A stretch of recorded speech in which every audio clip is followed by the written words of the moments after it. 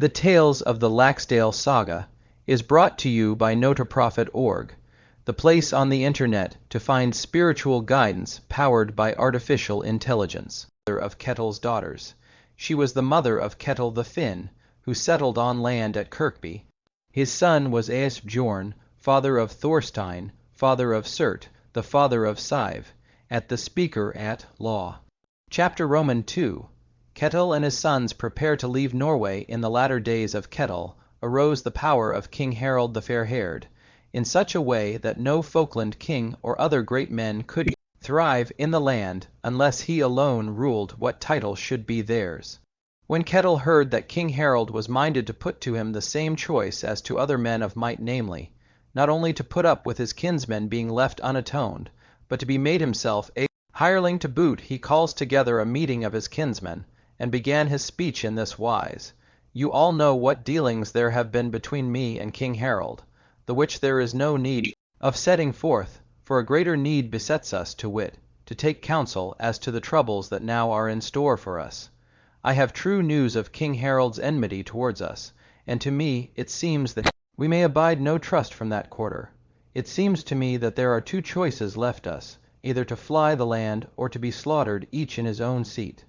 Now, as for me, my will is rather to abide the same death that my kinsmen suffer, but I would not lead you by my wilfulness into so great a trouble, for I know the temper of my kinsmen and friends, that ye would not desert me, even though it would be some trial of manhood to follow me. Bjorn, the son of Ketill, answered, I will make known my wishes at once. I will follow the example of noble men, and fly this land, for I deem myself no greater a man by abiding at home the thralls of King Harald, that they may chase me away from my own possessions, or that else I may have to come by utter death at their hands. At this there was made a good cheer, and they all thought it was spoken bravely. This counsel then was settled, that they should leave the country, for the sons of Ketill urged it much, and no one spoke against it. Bjorn and Helgi wished to go to Iceland, for they said they had heard many pleasing news thereof. They had been told that there was good land to be had there, and no need to pay money for it. They said there was plenty of whale and salmon and other fishing all the year round there. But Ketill said, Into that fishing place I shall never come in my old age.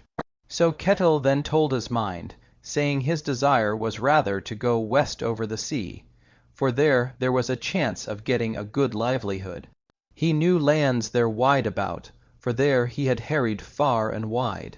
Chapter Roman 3. Ketill's sons go to Iceland after that Ketill made a great feast, and at it he married his daughter Thoran, the horned, to Helgi the lean, as has been said before. After that Ketill arrayed his journey west over the sea. Unn, his daughter, and many others of his relations went with him. That same summer Ketill's sons went to Iceland with Helgi their brother-in-law.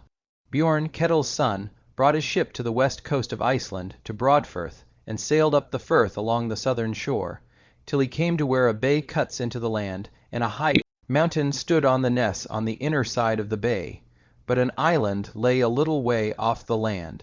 Bjorn said that they should stay there for a while. Bjorn then went on land with a few men, and wandered along the coast, and but a narrow strip of land was there between fell and foreshore. This spot he thought suitable for habitation.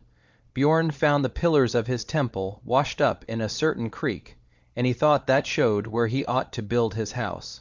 Afterwards Bjorn took for himself all the land between Staff, River, and Lavafirth, and abode in the place that ever after was called Bjornhaven. He was called Bjorn the Eastman. His wife, Gjaflog, was the daughter of Kay, Jelak the Old. Their sons were Otter and Kjelak, whose son was Thorgrim, the father of Fight, Styr, and Vermund, but the daughter of Kjelak was named Helga, who was the wife of Vestar of Ire, son of Thorolf.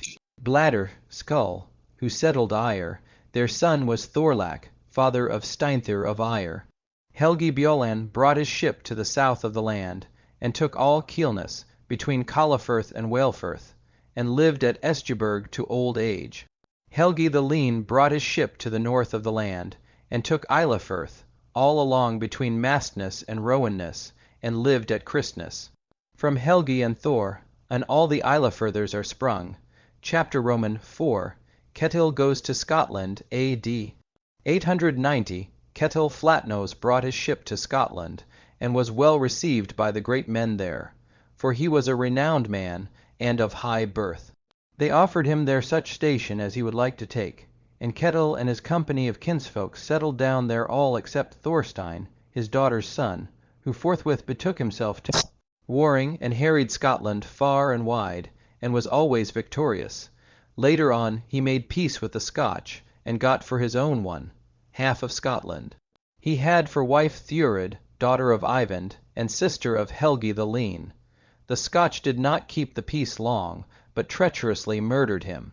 Ari Thorgil's son, the Wise, writing of his death, says that he fell in Caithness.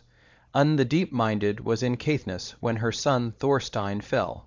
When she heard that Thorstein was dead, and her father had breathed his last, she deemed she would have no prospering in store there. So she had a ship built secretly in a wood, and when it was ready built she arrayed it, and had great wealth withal. And she took with her all her kinsfolk who were left alive, and men deem that scarce may an example be found that anyone, a woman only, has ever got out of such a state of war with so much wealth and so great a following. From this it may be seen how peerless among women she was, had with her many men of great worth and high birth. A man named Kall was one of the worthiest amongst her followers, chiefly owing to his descent, he being by title a Hersier. There was also in the journey within a man named Hord, and he too was also a man of high birth and of great worth. When she was ready, took her ship to the Orkneys. There she stayed a little while, and there she married off Gro, the daughter of Thorstein the Red. She was the mother of Greylad, who married Earl Thorfinn, the son of Earl Turfeinar, son of Ragnvald Mir, Earl. Their son was Hlodvir, the father of Earl Sigurd, the father of Earl Thorfinn, and from them come all the kin of the Orkney earls. After that steered her ship to the Faroe Isles, and stayed there for some time. There she married off another daughter of Thorstein, named Olof, and from her sprung the noblest race of that land, who are called the Gate, Beards. Chapter V. Goes to Iceland, A.D. 895, now got ready to go away from the Faroe Isles, and made it known to her shipmates that she was going to Iceland. She had with her Olaf Phelan, the son of Thorstein, and those of his sisters who were unmarried. After that she put to sea, and, the weather being favorable, she came with her ship to the south of Iceland to Pumis, course Vikrarskeid. There they had their ship broken into splinters, but all the men and goods were saved. After that she went to find Helgi, her brother, followed by 20 men, and when she came there he went out to meet her, and bade her come stay with him with 10 of her folk. She answered in anger, and said she had not known that he was such a churl, and she went away, being minded to find Bjorn, her brother in Broadfirth, and when he heard she was coming, he went to meet her with many followers, and greeted her warmly, and invited her and all her followers to stay with him, for he knew his sister's Hvamm, Indedness. She liked that right well, and thanked him for his lordly behavior. She stayed there all the winter, and was entertained in the grandest manner, for there was no lack of means, and money was not spared. In the spring she went across Broadfirth, and came to a certain ness, where they ate their mid-day meal, and since that it has been called Daymealness, from whence Middlefell Strand stretches eastward, then she steered her ship up Hvammfirth, and came to a certain ness, and stayed there a little while. Therein lost her comb, so it was afterwards called Combness. Then she went about all the Broadfirth, dales, and took to her lands as wide as she wanted. After that steered her ship to the head of the bay, and there her high, steep pillars were washed ashore, and then she deemed it was easy to know where she was to take up her abode. She had a house built there. It was afterwards called Hvamm, and she lived there. The same spring as in set up household at Hvamm, Kall married Thorgerd, daughter of Thorstein the Red, and gave at her own cost the bridal feast, and let Thorgerd have for her dowry all salmon, river, dale, and Coll set up a household there on the south side of the Salmon river. Coll was a man of the greatest mettle. Their son was named Hoskald, chapter vi. Undivides her land after that, and gave to more men parts of her land, take. To Hord she gave all Hord, dale as far as Scrammelops river. He lived at Hordabalstad Hord, lair, stead, and was a man of the greatest mark, and blessed with noble offspring. His son was Asbjorn the Wealthy, who lived in Ornolfsdale at Asbjornsted, and had to wife Thorbjorg, daughter of Midfirth, Skeggi. Their daughter was Ingjibjorg, who married Illugi the Black, and their sons were Hermund and Gunnlaug Worm, tongue. They are called the Gilsbecking race. Un spoke to her men and said, Now you shall be rewarded for all your work, for now I do not lack means with which to pay each one of you for your toil and good will. You all know that I have given the man named Erp, son of Earl Meldon, his freedom, for far away was it from my wish that so high born a man should bear the name of thrall. Afterwards In gave him the lands of Sheepfell, between Tongue River and Mid River. His children were Orm and Asger, Gunbjorn and Haldies, whom Alf O'Dales had for wife. To Sakalf In gave Sakalfsdale, where he abode to old age. Hundi was the name of one of her freedmen. He was of Scottish kin. To him she gave Hundedale. Osk was the name of the fourth daughter of Thorstein the Red. She was the mother of Thorstein Swart, the Wise, who found the summer eke. Thorhild was the name of a fifth daughter of Thorstein.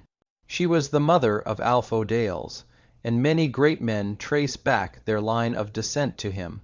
His daughter was Thorgerd, wife of Arimarson of Reekness, the son of Atli, the son of Ulf the Squinter and Bjorg, Ivan's daughter, the sister of Helgi the Lean. From them come all the Reeknessings. Vigdis was the name of the sixth daughter of Thorstein the Red.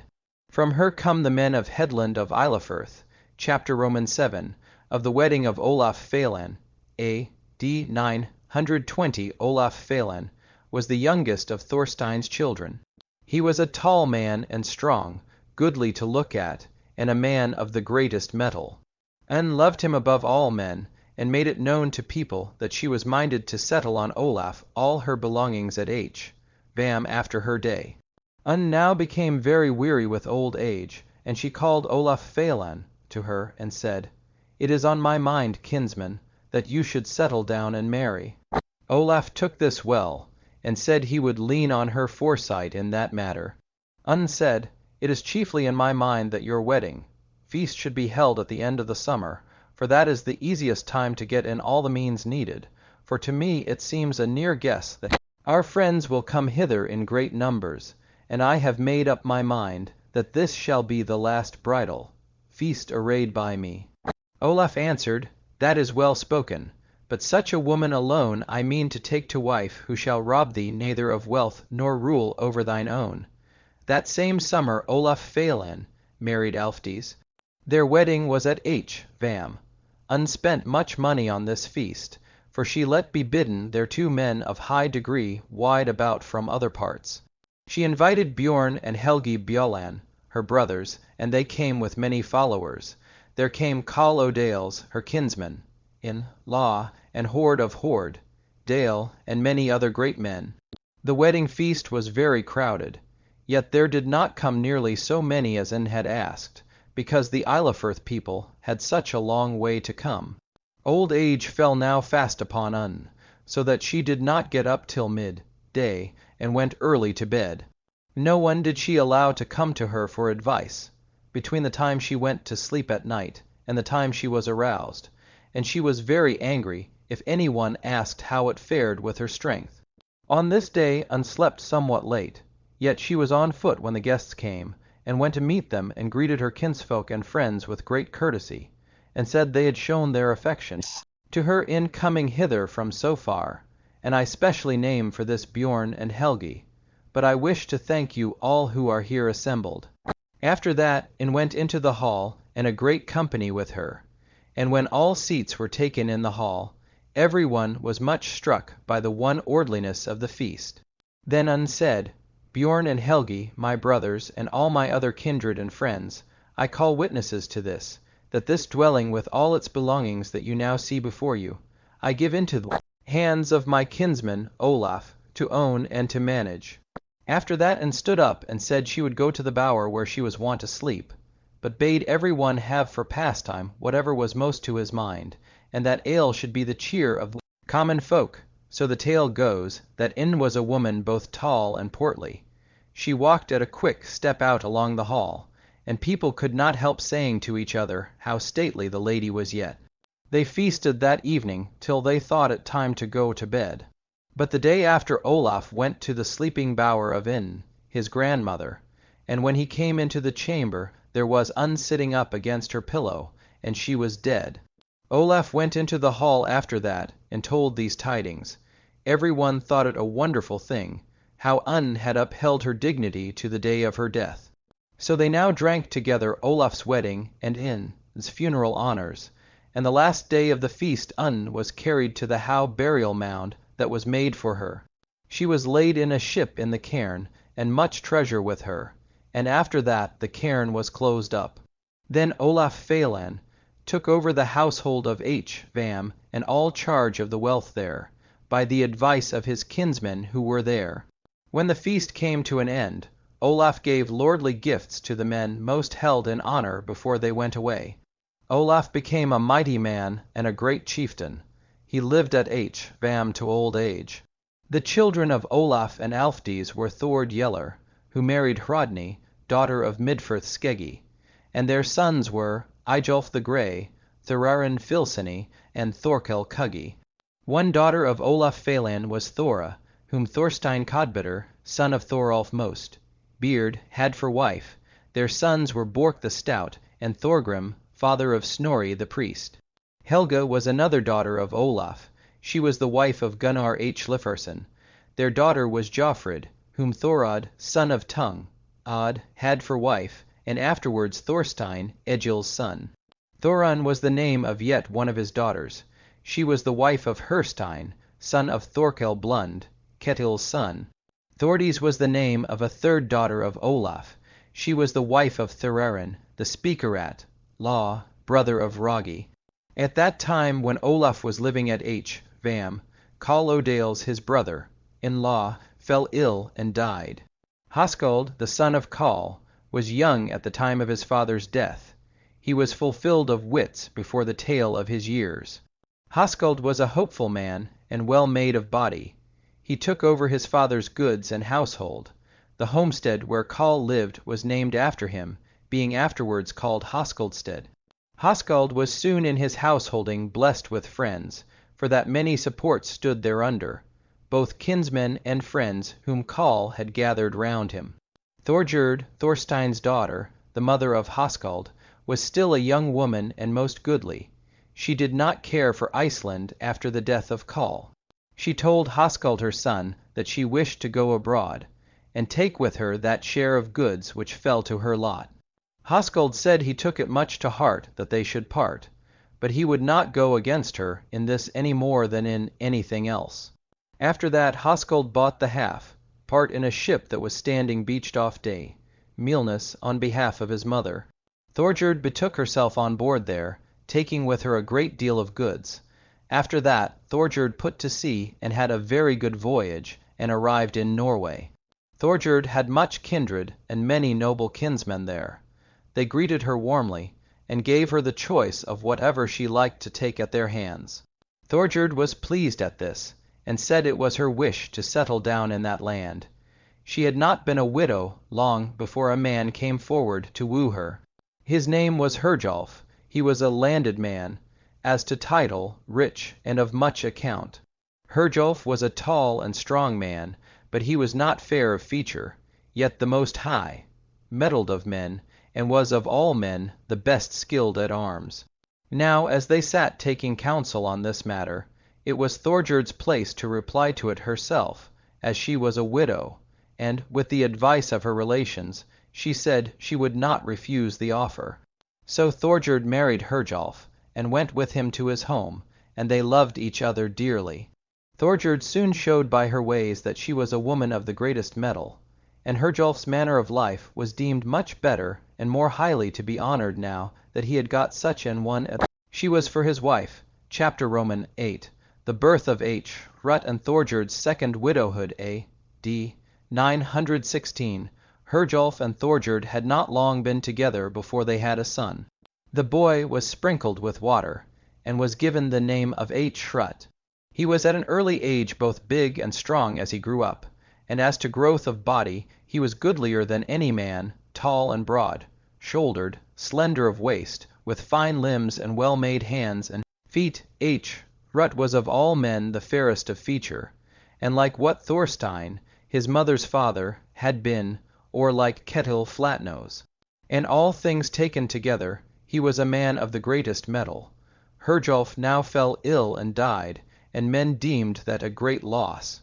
After that Thorgerd wished to go to Iceland to visit Hoskuld her son, for she still loved him best of all men, and H. Rut was left behind well placed with his relations. Thorgerd arrayed her journey to Iceland, and went to find Hoskuld in his home in Salmon, River Dale. He received his mother with honor. She was possessed of great wealth, and remained with Hoskuld to the day of her death. A few winters after Thorgerd came to Iceland, she fell sick and died. Hoskuld took to himself all her money, but H. Rut his brother owned one, half thereof. Chapter Roman 9. Hoskuld's marriage. A.D. 935. At this time Norway was ruled by Hakon, Athelstan's fosterling. Hoskuld was one of his body guard, and stayed each year, turn and turn about, at Hakon's court, or at his own home, and was a very renowned man both in Norway and in Iceland. Bjorn was the name of a man who lived at Bjornfirth, where he had taken land, the firth being named after him. This firth cuts into the land north from Steingrim's firth, and a neck of land runs out between them. Bjorn was a man of high birth, with a great deal of money. Ljufa was the name of his wife. Their daughter was Jorun. She was a most beautiful woman, and very proud and extremely clever, and so was thought the best match in all the firths of the west. Of this woman Hoskuld had heard, and he had heard besides that Bjorn was the wealthiest yeoman throughout all the strands. Hoskuld rode from home with 10 men, and went to Bjorn's house at Bjornfirth. He was well received, for to Bjorn his ways were well known.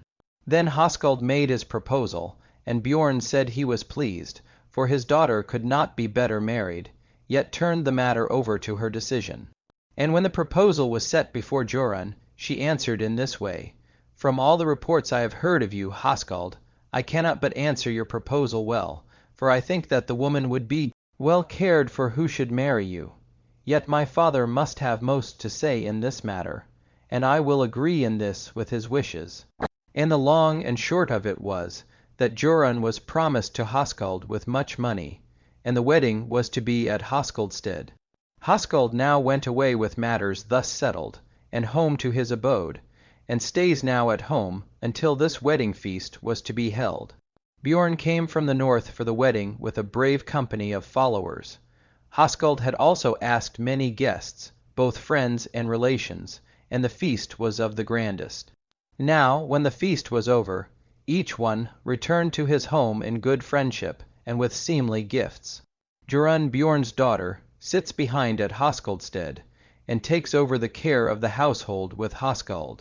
It was very soon seen that she was wise and well up in things, and of manifold knowledge, though rather tempered at most times. Hoskuld and she loved each other well, though in their daily ways they made no show thereof. Hoskuld became a great chieftain. He was mighty and pushing, and had no lack of money, and was thought to be nowise less of his ways than his father, Coll. Hoskuld and Jorun had not been married long before they came to have children. A son of theirs was named Thorlake. He was the eldest of their children. Bard was another son of theirs. One of their daughters was called Hallgerd, afterwards surnamed Long, Breeks. Another daughter was called Thurid. All their children were most hopeful. Thorlake was a very tall man, strong and handsome, though silent and rough, and men thought that such was the turn of his temper, as that he would be no man of fair dealings, and Hoskuld often would say that he would take very much after the race of the men of the strands. Bard, Hoskald's son, was most manly to look at, and of goodly strength, and from his appearance it was easy to see that he would take more after his father's people. Bard was of quiet ways while he was growing up, and a man lucky in friends, and Hoskald loved him best of all his children. The house of Hoskald now stood in great honor and renown. About this time Hoskald gave his sister Groa in marriage to Velleif the Old, and their son was Holmgang. Chapter X. Of Viga a Trap was the name of a man who lived in Salmon, river, dale, on the north bank of the river on the opposite side to Hoskaldstead, at the place that was called later on Hrapstead, where there is now waste land. A Trap was the son of Sumarlid, and was called Fight, a Trap. He was Scotch on his father's side, and his mother's kin came from Soder, where he was brought up.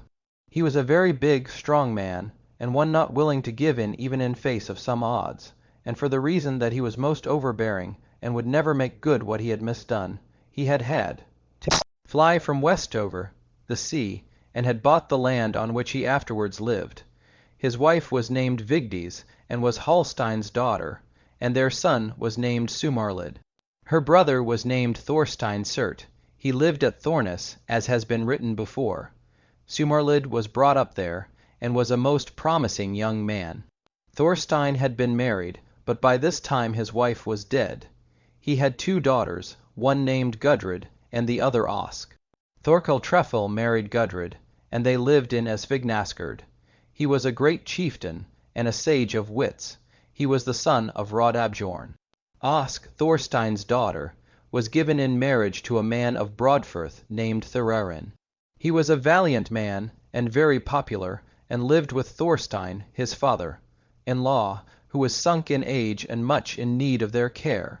Atrap was disliked by most people, being overbearing to his neighbors, and at times he would hint to them that theirs would be a heavy lot as neighbors, if they held any other man for better than himself.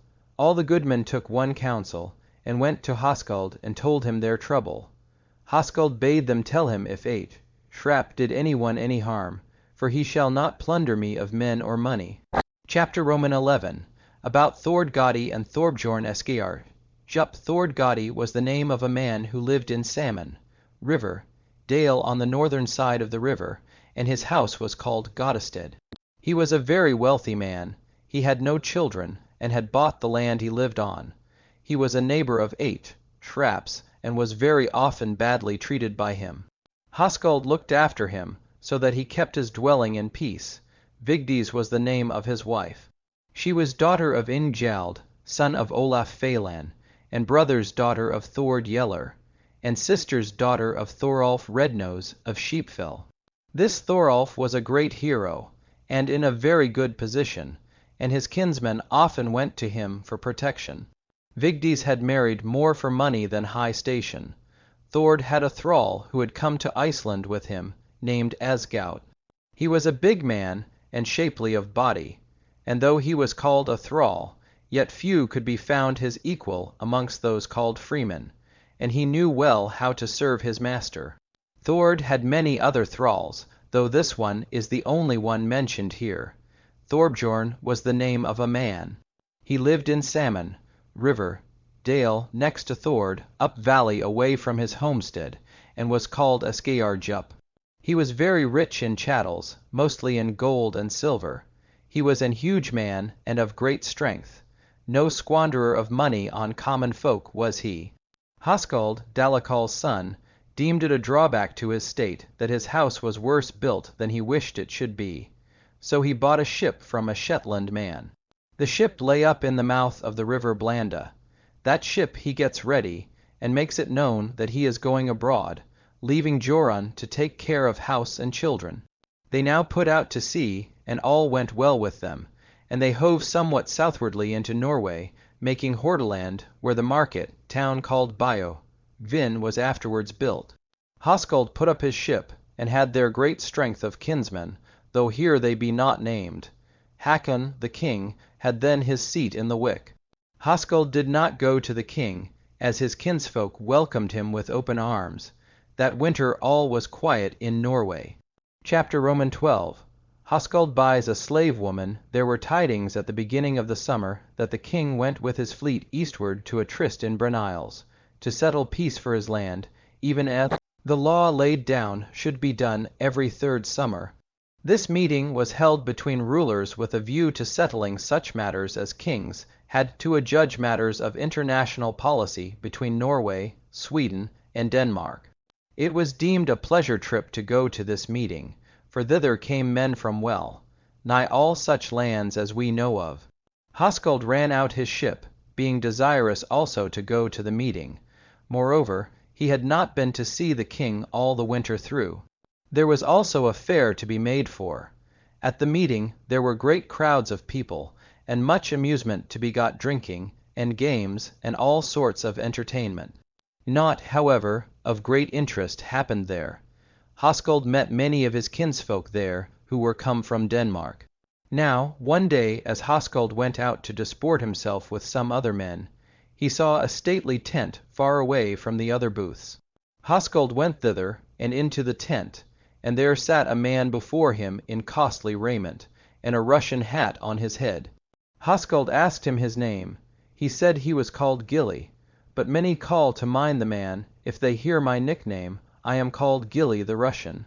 Hoskuld said he had often heard talk of him, and that he held him to be the richest of men that had ever belonged to the guild of merchants.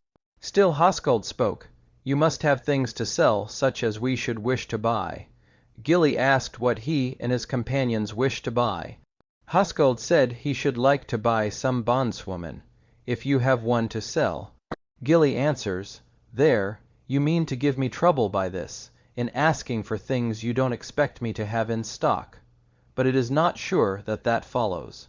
Hoskuld then saw that right across the booth there was drawn a curtain, and Gilly then lifted the curtain, and Hoskuld saw that there were 12 women seated behind the curtain. So Gilly said that Hoskuld should come on and have a look, if he would care to buy any of these women. Hoskuld did so. They sat all together across the booth. Hoskuld looks carefully at these women. He saw a woman sitting out by the skirt of the tent, and she was very ill clad. Hoskuld thought, as far as he could see, this woman was fair to look upon. Then said Hoskuld, What is the price of that woman if I should wish to buy her? Gilly replied, 3 silver pieces is what you must weigh me out for her. It seems to me, said Hoskuld, that you charge very highly for this bondswoman, for that is the price of 3 such. Then Gilly said, You speak truly, that I value her worth more than the others. Choose any of the other 11, and pay 1 mark of silver for her, this one being left in my possession. Hoskuld said, I must first see how much silver there is in the purse I have on my belt, and he asked Gilly to take the scales while he searched the purse. Gilly then said, On my side there shall be no guile in this matter, for, as to the ways of this woman, there is a great drawback which I wish, Hoskuld, that you know before we strike this bargain. Hoskuld asked what it was. Gilly replied, The woman is dumb. I have tried in many ways to get her to talk, but have never got a word out of her, and I feel quite sure that this woman knows not how to speak. Then, said Hoskuld, Bring out the scales, and let us see how much the purse I have got here may weigh. Gilly did so, and now they weigh the silver, and there were just 3 marks weighed. Then said Hoskuld, Now the matter stands so that we can close our bargain. You take the money for yourself, and I will take the woman. I take it that you have behaved honestly in this affair, for, to be sure, you had no mind to deceive me herein. Hoskuld then went home to his booth. That same night Hoskuld went into bed with her. The next morning when men got dressed, spake Hoskuld, The clothes Gilly the rich gave you do not appear to be very grand, though it is true that to him it is more of a task to dress 12 women than it is to me to dress only 1. After that Hoskuld opened a chest, and took out some fine women's clothes, and gave them to her. And it was the saying of every one that she looked very well when she was dressed. But when the rulers had their talked matters over according as the law provided, this meeting was broken up. Then Hoskuld went to see King Hakon, and greeted him worthily, according to custom. The king cast a side glance at him, and said, We should have taken well your greeting, Hoskald, even if you had saluted us sooner, but so shall it be even now. Chapter Roman 13. Hoskald returns to Iceland, A.D. 938. After that the king received Hoskald most graciously, and bade him come on board his own ship, and be with us so long as you care to remain in Norway. Hoskald answered, "Thank you for your offer, but now, this summer, I have much to be busy about, and that is mostly the reason I was so long before I came to see you, for I wanted to get for myself house timber." The king bade him bring his ship into the Wick, and Hoskald tarried with the king for a while. The king got house timber for him, and had his ship laden for him. Then the king said to Hoskald, "You shall not be delayed here longer than you like, though we shall find it difficult to find a man to take your place." After that the king saw Hoskald off to his ship, and said, "I have found you an honorable man, and now my mind misgives me that you are sailing for the last time from Norway, whilst I am lord over that land." The king drew a gold ring off his arm that weighed a mark, and gave it to Hoskald, and he gave him for lip another gift, a sword, on which there was half a mark of gold. Hoskald thanked the king for his gifts, and for all the honor he had done him. After that Hoskald went on board his ship, and put to sea. They had a fair wind, and hove in to the south of Iceland, and after that sailed west by Reekness, and so by Snowfellness in to Broadfirth. Hoskald landed at Salmon river mouth. He had the cargo taken out of his ship, which he took into the river and beached, having a shed built for it. A ruin is to be seen now where he built the shed. There he set up his booths, and that place is called Booth Dale. After that Hoskald had the timber taken home, which was very easy, as it was not far off. Hoskald rode home after that with a few men, and was warmly greeted, as was to be looked for. He found that all his belongings had been kept well since he left. Bjorn asked what woman that was who journeyed with him. Hoskald answered, "You will think I am giving you a mocking answer when I tell you that I do not know her name." Bjorn said, "One of two things there must be. Either the talk is a lie that has come to my ears, or you must have spoken to her so much as to have asked her name." Hoskald said he could not gainsay that, and so told her the truth, and bade that the woman should be kindly treated, and said it was his wish she should stay in service with them. Bjorn said, "I am not going to wrangle with the mistress you have brought out of Norway. Should she find living near me no pleasure? Least of all should I think of it, if she is both deaf and dumb." Hoskald slept with his wife every night after he came home, and had very little to say to the mistress. Every one clearly saw that there was something betokening high birth in the way she bore herself, and that she was no fool. Towards the end of the winter Hoskald's mistress gave birth to a male child. Hoskald was called, and was shown the child, and he thought, as others did, that he had never seen a goodlier or a more noble-looking child. Hoskald was asked what the boy should be called. He said it should be named Olaf, for Olaf Phelan had died a little time before, who was his mother's brother. Olaf was far before other children, and Hoskald bestowed great love on the boy. The next summer Bjorn said that the woman must do some work or other, or else go away. Hoskald said she should wait on him and his wife, and take care of her boy besides. When the boy was 2 years old, he had got full speech, and ran about like children of 4 years old. Early one morning, as Hoskald had gone out to look about his manor, the weather being fine, and the sun, as yet little risen in the sky, shining brightly, it happened that he heard some voices of people talking, so he went down to where a little brook ran past the home field slope, and he saw 2 people there whom he recognized as his son Olaf and his mother, and he discovered she was not speechless, for she was talking a great deal to the boy. Then Hoskald went to her, and asked her name, and said it was useless for her to hide it any longer. She said so it should be, and they sat down on the brink of the field. Then she said, "If you want to know my name, I am called Melkorka." Hoskald bade her tell him more of her kindred. She answered, "Mercajarten is the name of my father, and he is a king in Ireland, and I was taken a prisoner of war from there when I was 15 winters old." Hoskuld said she had kept silence far too long about so noble a descent. After that Hoskuld went on and told Joran what he had just found out during his walk. Joran said that she could not tell if this were true, and said she had no fondness for any manner of wizards, and so the matter dropped. Joran was no kinder to her than before, but Hoskuld had somewhat more to say to her. A little while after this, when Joran was going to bed, Melkorka was undressing her, and put her shoes on the floor, when Joran took the stockings and smote her with them about the head. Melkorka got angry, and struck Joran on the nose with her fist, so that the blood flowed. Hoskuld came in and parted them. After that he let Melkorka go away, and got a dwelling ready for her up in Salmon river, dale, at the place that was afterwards called Melkorkasted, which is now waste land on the south of Salmon river. Melkorka now set up household there, and Hoskuld had everything brought there that she needed, and Olaf, their son, went with her. It was soon seen that Olaf, as he grew up, was far superior to other men, both on account of his beauty and courtesy,